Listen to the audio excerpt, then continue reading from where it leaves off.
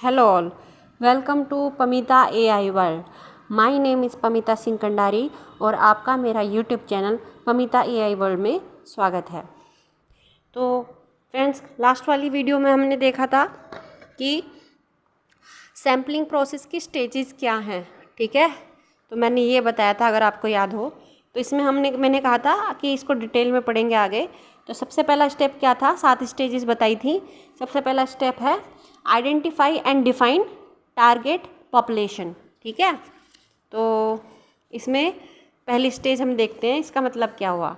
इसका मतलब ये हुआ कि हमें रिसर्चर को, ठीक है, रिसर्चर को अपनी जो पॉपुलेशन है जिस पे वो अपने उनकी एरिया ऑफ इंटरेस्ट जिसमें है रिसर्च में, उस टारगेटेड पॉपुलेशन को पहले तो पहचानना है, ठीक है, और फिर उसको डिफाइन करना है कि कौन सी टारगेटेड पॉपुलेशन है, ठीक है। फॉर एग्जांपल यहाँ पे देखते हैं, पहले फर्स्ट का एग्जांपल क्या है, फर्स्ट स्टेज का, फर्स्ट स्टेज एग्जांपल, ठीक है।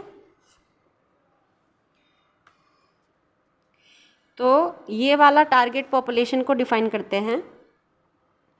मैं इसको टीपी लिखती हूँ, टारगेट पॉपुलेशन को, जो हमारी जनसंख्या है जिस पे हमें फोकस रखना है अपना, उस पर। Target population is the population of interest where a researcher wants to conduct his or her research and apply research findings, ठीक है। एग्जाम्पल क्या है इसका, ये समझ में आया। इसका मतलब क्या है, मतलब कि जो टारगेटेड पॉपुलेशन वो पॉपुलेशन है जिसमें रिसर्चर चाहता है कि वो अपनी रिसर्च कंडक्ट करना चाहता है और अपनी रिसर्च की फाइंडिंग्स को अप्लाई करना चाहता है, तो वो टारगेटेड पॉपुलेशन है। तो इसका एग्जांपल ये है, जैसे डॉक्टर्स के ऊपर कोई रिसर्च करनी है तो डॉक्टर्स की पॉपुलेशन को टारगेट किया जाएगा, ठीक है। रिसर्चर डॉक्टर की पॉपुलेशन को टारगेट करेंगे, ठीक है। और अगर हाउसवाइफ्स के ऊपर करनी है, हाउसवाइफ्स कितनी हैं, ठीक है, जो इंडिया में, ऑस्ट्रेलिया में, न्यूजीलैंड में कितनी हाउसवाइफ्स हैं जो काम नहीं करती, तो टारगेटेड पॉपुलेशन क्या होगी, हाउसवाइफ होगी, ठीक है। ऐसी टीचर्स एम्प्लॉयमेंट की देखेंगे तो टारगेटेड पॉपुलेशन क्या होगी, एम्प्लॉयमेंट और अनएम्प्लॉयमेंट कितने हैं, ठीक है। तो इसे कहते हैं टारगेटेड पॉपुलेशन, ठीक है। ये समझ में आ गया। एक बार पहचान ली कि हमें ये वाली जनसंख्या पर टारगेट करना है। अब आ जाते हैं सेकंड स्टेज पे। Second stage select sampling frame, ठीक है। Second stage select sampling frame, इसका मतलब क्या हुआ, इसका मतलब ये हुआ, जितनी भी लिस्ट है, लिस्ट ऑफ ऑल एलिमेंट्स, ठीक है, members, cases in population from which sample will be drawn, ठीक है। it includes units that can be sampled, ठीक है, and that can't be sampled। देखो इसका मतलब क्या हुआ, ये सेकंड वाला समझाया मैंने आपको, ठीक है। सेलेक्ट सैम्पलिंग फ्रेम, अब हमने पॉपुलेशन तो टारगेट कर ली कि ये वाली पॉपुलेशन निकाल ली, रिसर्चर्स ने डॉक्टर्स के अलग निकाल ली, हाउसवाइफ्स की अलग निकाल ली, ठीक है। अब इस पॉपुलेशन को निकालने के बाद अब वो इनकी लिस्ट बनाएंगे, ठीक है। लिस्ट में क्या क्या होगा, लिस्ट में देखेंगे कि उनको इम्पोर्टेंट एलिमेंट्स जो चाहिए सैंपल के लिए वो निकालेंगे इस लिस्ट में से, डॉक्टर्स की में से, हाउसवाइफ्स की में से, एम्प्लॉयमेंट की में से। तो लिख रखा है that can be sampled and that can't be sampled, मतलब जो उन्हें ज़रूरी है उसको सैंपल में से निकालेंगे और जो ज़रूरी नहीं है उसको सैंपल से बाहर कर देंगे। ठीक है, तो ये होगी सेकेंड स्टेज, यानी सैम्पलिंग फ्रेम वो अपना डिसाइड कर लेंगे। ठीक है, तो उसके बाद थर्ड स्टेज क्या है? Specify sampling unit. Third stage है स्पेसिफाई सैम्पलिंग यूनिट। तो इसमें क्या आएगा थर्ड स्टेज में?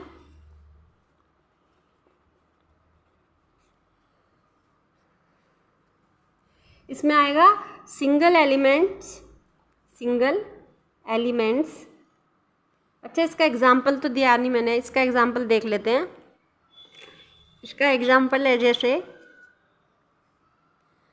List of doctors. ठीक है, डॉक्टर की पॉपुलेशन में से लिस्ट ऑफ डॉक्टर्स निकालेंगे, एम्प्लॉयमेंट की पॉपुलेशन में से एम्प्लॉयज़ की लिस्ट निकालेंगे, लिस्ट ऑफ एम्प्लॉयज़, है ना, और किसकी फेंक देंगे बाहर, मतलब दैट कांट बी सैम्पल्ड, जो अनएम्प्लॉयड है उनकी लिस्ट को बाहर कर देंगे, क्योंकि उनका टारगेटेड पॉपुलेशन सिर्फ एम्प्लॉयड पीपल है, अनएम्प्लॉयड पीपल नहीं है। ठीक है, रिसर्चर्स की, तो इसीलिए कहा गया कि that can't be sampled.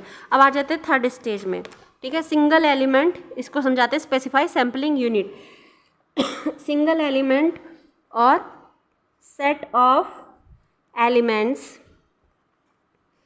considered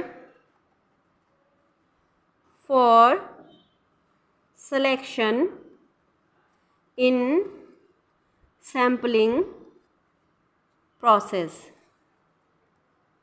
ठीक है, example conducting research in university। ठीक है, इन यूनिवर्सिटी, सिंगल एलिमेंट्स और set of element considered for selection in sampling process.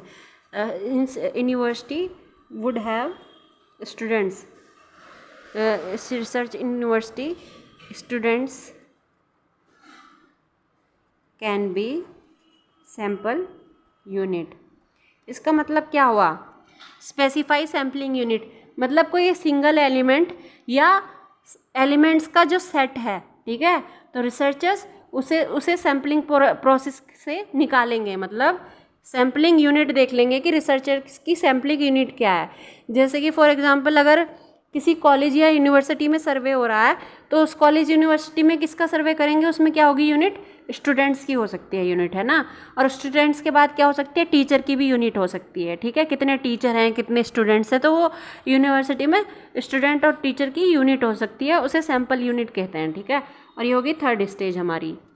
उसके बाद आते हैं हम फोर्थ स्टेज पे। फोर्थ स्टेज इसमें क्या है? Choose sampling methods. Choose sampling methods में क्या आता है? देखो, इसमें वो आता है सैम्पलिंग मेथड्स में, आपको याद हो मैंने पढ़ाया था प्रोबेबिलिटी सैम्पलिंग टेक्निक्स, वो मेथड है। अब हमने सैम्पलिंग यूनिट डिसाइड कर ली, सैम्पलिंग फ्रेम डिसाइड कर लिया, है ना, और टारगेटेड पॉपुलेशन भी पहचान ली, तो अब हम उसके बाद सैम्पलिंग मेथड को चूज़ करेंगे। ठीक है, कौन सी सैम्पलिंग मेथड हमें अप्लाई करनी है। तो इसमें क्या लिख सकते हैं?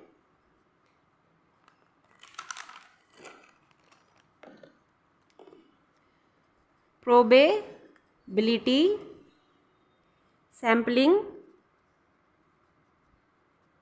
And non probability sampling.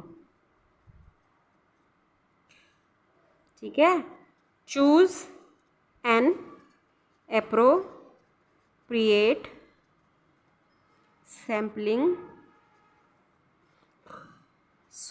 sampling technique so that sample ठीक है,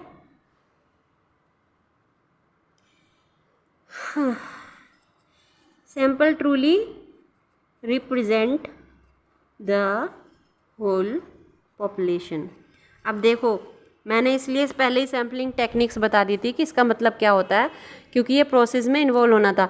देखो इसमें क्या कहा गया है, सैम्पलिंग मेथड्स में क्या आती हैं, प्रोबेबिलिटी सैम्पलिंग और नॉन प्रोबेबिलिटी सैम्पलिंग। तो इसमें कह रहे हैं कि कोई ऐसी सैम्पलिंग टेक्निक यूज़ करना जो पूरी पॉपुलेशन को सही से पूरी पॉपुलेशन को सही से उस सैंपल में रिप्रेजेंट कर सके। तो इसलिए मैंने कहा था स्टैट्स और मैथ्स का बेसिक्स का पता होना बहुत ज़रूरी है, क्योंकि अगर आपने सैम्पलिंग टेक्निक सही से नहीं पढ़ी होगी तो पॉपुलेशन में से सैंपल जब आप निकालेंगे डाटा के लिए, तो उसके लिए जो आपको सैम्पलिंग टेक्निक यूज़ करनी है, जो मैंने आपको पिछली वीडियोस में पढ़ा दी है, उन पिछली वीडियो को आप जाके देखना, ठीक है।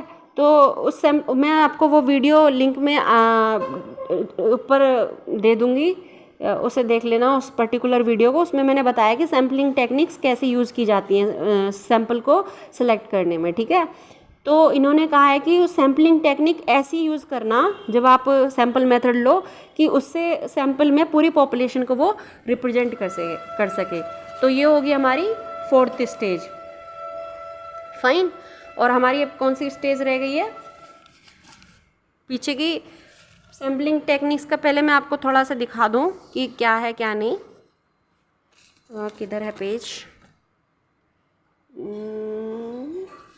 एक मिनट।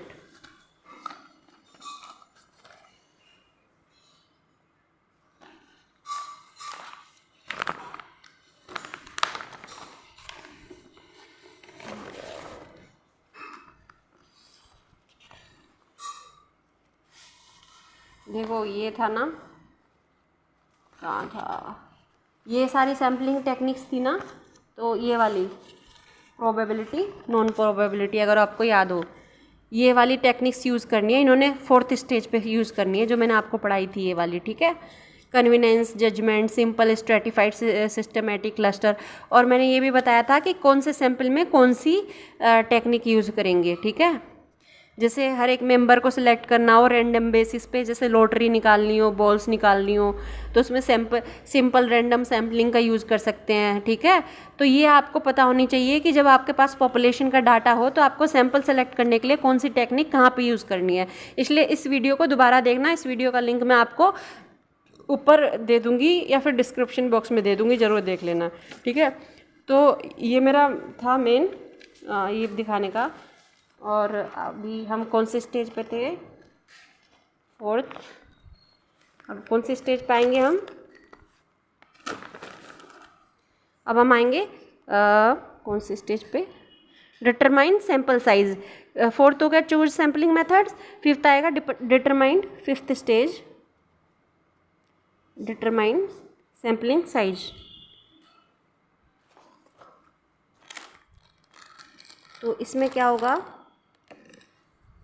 इसमें हम देखेंगे डिटरमाइन सैंपल साइज। अच्छा ये तो समझ में आ गया होगा, ये तो बहुत इजी है। सेवरल सैंपल साइज और स्पेसिफाई सैम्पलिंग प्लान, ठीक है। मतलब सैंपल साइज सेलेक्ट करने के लिए बहुत सारे स्टैटिस्टिकल फार्मूलाज होते हैं, ठीक है, जो सैंपल साइज डिटेक्ट करते हैं, ठीक है। Sample size should be appropriate, not too short और एंड नॉट टू लार्ज। इसका मतलब ये हुआ कि जो सैंपल साइज होता है ना तो ज़्यादा बड़ा हो और ना ही ज़्यादा छोटा हो, ठीक है। जितना छोटा सैंपल आप क्रिएट करेंगे उतनी ज़्यादा प्रॉब्लम जनरलाइज्ड हो जाएगी, और जितनी लार्ज सैंपल साइज क्रिएट करेंगे उतना ही आपकी सैम्पलिंग एरर कम होगी, ठीक है। तो ये होती है सैंपल साइज। इसको डिटरमाइन करने के लिए सैंपल साइज को बहुत सारे स्टैटिस्टिकल फार्मूला हैं जो हम आगे पढ़ेंगे, ठीक है। वैसे मैंने ये वो सारे पीछे की वीडियोस में बता दिए हैं, अगर आप देखेंगे तो इसमें लिख रखा है 5th स्टेज में several statistical formulas are used to determine sample size. Sample size should be appropriate, not too short, ठीक है, एंड नॉट टू लार्ज, ठीक है। ना तो ज़्यादा बड़ा होना चाहिए सैंपल साइज और ना ही ज़्यादा छोटा होना चाहिए। और ये होता है हमारा सैंपल साइज, ये हो गया। अब 6th पे आते हैं, 6th स्टेज पे। 6th स्टेज पे क्या है, स्पेसिफाई सैम्पलिंग प्लान, ठीक है। सैम्पलिंग प्लान क्या है? It is a detailed outline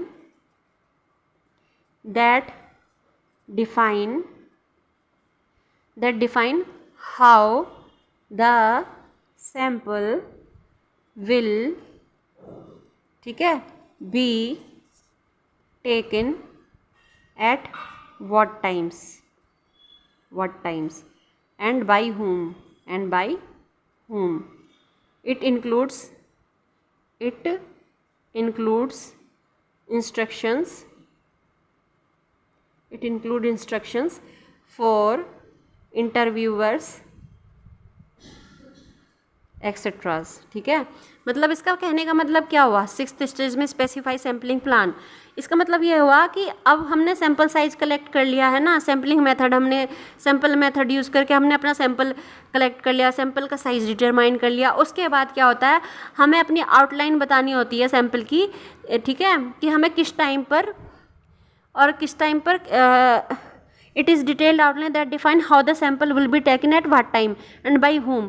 मतलब एक सैम्पलिंग प्लान लगाया जाता है, इंटरव्यूअर्स इंस्ट्रक्शन देते हैं सैम्पल कलेक्ट करने वाले रिसर्चर्स को कि आपको अब इस समय जाकर इस पर्टिकुलर जगह पर सैम्पल कलेक्ट करना है, और ये सैम्पलिंग मेथड, ये सैम्पल का साइज़ होगा, और ये सैम्पलिंग मेथड होगी, ये सैम्पलिंग यूनिट होगी, ये सैम्पलिंग फ्रेम होगा, और ये हमारी टारगेटेड पॉपुलेशन होगी। तो इंटरव्यूअर्स रिसर्चर्स को इंस्ट्रक्शन देते हैं और अपना सैम्पलिंग प्लान बताते हैं कि अब आप मार्केट में जाओ, है ना, उतरो फील्ड में, और इस तरीके से आप अपने सैंपल कलेक्ट करना टारगेटेड पॉपुलेशन से। तो ये हो गई एक तरीके से, जैसे जनसंख्या की काउंटिंग होती है ना, कि जैसे पॉपुलेशन की काउंटिंग होती है, ठीक है, सेंसस की, हमारे सेंसस होते हैं, जनगणना होती है, आप उसका एग्जाम्पल ले लो, ठीक है, ऐसे ही होता है एग्जाम्पल में, जैसे वो सेलेक्ट करते हैं, ठीक है, वो इसी के बेसिस पे सेलेक्ट करते हैं। 7th स्टेज क्या हो गई अब? 7th स्टेज हो गई कलेक्ट रिक्वायर्ड डाटा, ठीक है। नाउ लास्ट तो आपको पता ही होगा, अब सैम्पलिंग इज़ परफॉर्म्ड, अब फील्ड में जाके रिसर्चर्स अपनी सैम्पलिंग परफॉर्म करेंगे, ठीक है, sampling is performed, execute sampling plan, sampling जो इंटरव्यूअर सैम्पलिंग प्लान, मतलब जो भी सैम्पलिंग प्लान बताया है रिसर्चर्स को, अब उसे फील्ड में जाके एग्जीक्यूट करेंगे, ठीक है, और कलेक्ट करेंगे required data from sample and collect required data, है ना, इसमें से रिक्वायर्ड डाटा फ्रॉम सैम्पल। तो हमारी ये पूरी की सातों प्रोसेस आज मैंने डिटेल में बता दिया आपको कि ये है, ठीक है, अलग अलग कलरफुल पेन से। तो ये पार्ट 2 हो गया स्टेजेस ऑफ सैम्पलिंग प्रोसेस का, ठीक है। तो इसका मैं हेडिंग यहाँ लिख देती हूँ, part 2 of stages of sampling process, part 2 stages of sampling process. Fine, तो आज के लिए इतना ही। आई होप आपको समझ में आया होगा, अगर नहीं आया समझ में, आप एक बार धीरे से इस वीडियो को सेटिंग पे जाके स्लो मोशन में देख सकते हैं 0.75x पे, और अगर आपको जल्दी समझ में आ गया तो उसको ज़्यादा तेज़ पे भी देख सकते हैं। और आज के लिए इतना ही, और कल की वीडियो में हम देखेंगे, कल की वीडियो में हम क्या पढ़ेंगे। अच्छा, मैंने कल की वीडियो में आपको मैं पढ़ाना शुरू करूँगी वेरिएबल्स, हालांकि मैंने वेरिएबल पीछे वाली वीडियो में बता दिया है, जब डाटा के बारे में मैंने थोड़ा सा बताया था, लेकिन मैं अब उसमें कल रैंडम वेरिएबल पढ़ाऊँगी, ठीक है। ये तो स्टेजेस सैम्पलिंग की पूरी हो गई, लेकिन इससे पहले कल मैं आपको वेरिएबल्स की जगह पहले वो ख़त्म कर दूँ। इन्फ्रेंशियल स्टेट्स में हम पढ़ेंगे हाइपोथेसिस टेस्टिंग और एनालिटिकल टूल्स। एक मिनट, हाँ, एनालिटिकल टूल्स, मेरे कहने का मतलब क्या है? मेरे कहने का मतलब है, चलिए पेपर, एक मिनट में आपको समझाती हूँ। ये वाला कल मैं आपको समझाऊंगी, मैंने सैंपल समझा दिए ना आपको इन्फ्रेंशियल स्टेट्स में, तो कल मैं आपको समझाऊंगी इन्फ्रेंशियल स्टेट्स के जो टाइप्स हैं, हाइपोथेसिस टेस्टिंग और रिग्रेशन एनालिसिस। इसमें जो ये लिख रखा था ना, analytical tools and tests, it helps in making generalisation about population by using various analytical tools and test. तो इसमें मैं तो आपको हाइपोथेसिस टेस्टिंग के बारे में कल समझाऊंगी इन्फ्रेंशियल स्टेट्स के अंदर। आपका बहुत बहुत धन्यवाद वीडियो देखने के लिए।